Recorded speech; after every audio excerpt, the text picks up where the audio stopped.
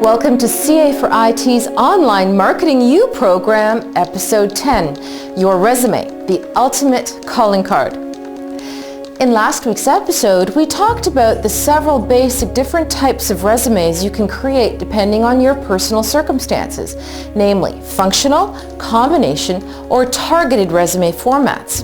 And let's not forget the ever handy-dandy mini resume that you should have available at all times to use for networking or in a pinch. Now that you've chosen the format or formats that are right for you, your next vital consideration with regards to your resume is its appearance.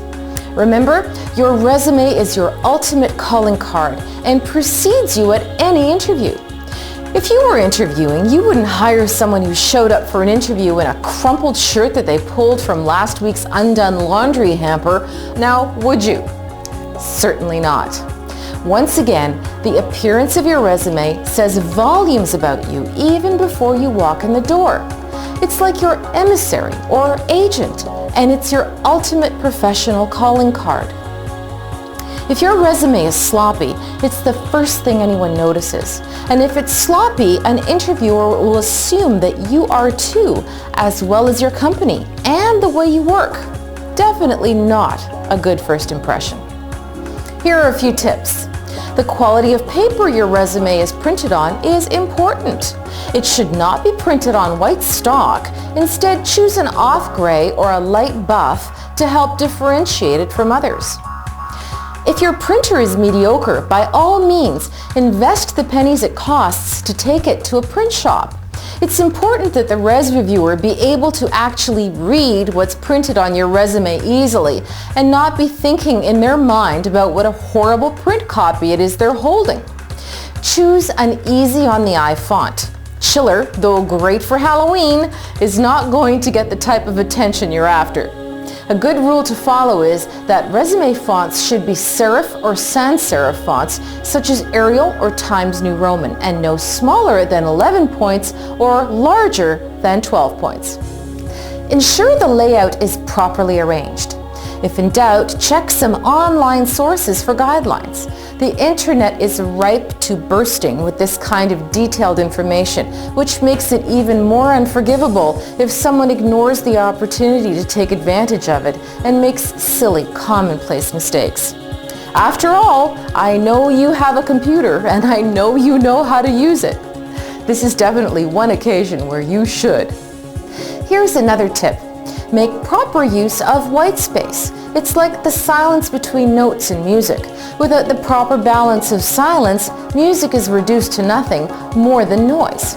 And always use your spell checker. Never assume your spelling is correct, and always read and reread before printing. You may have wanted to write the word an, A-N, and wrote on instead. Spell checker won't catch that kind of a typo. Some things still require a human eye and intellect to detect. Last but not least, check your punctuation. There's nothing worse than a runaway sentence that could have been bridled by the occasional colon or semicolon, and nothing more irritating than unnecessary punctuation that obscures the flow of language in any kind of document. In short, be thorough. Leave no stone unturned, no turn of phrase benign. A word to you very welcome new Canadians. If English isn't your first language, welcome to a whole new world. Languages have a life of their own.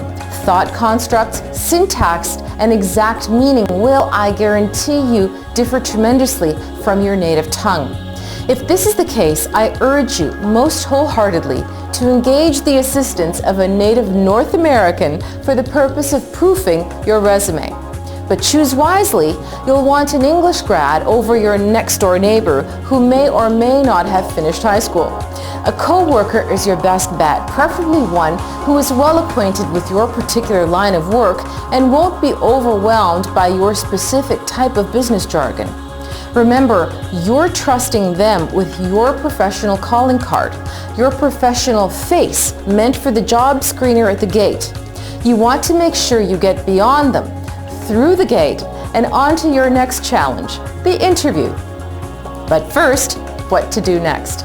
Tune into episode 11 of CA4IT's online Marketing U program, Action Words and Resume Power, and learn what specific words will land you the specific job you're after.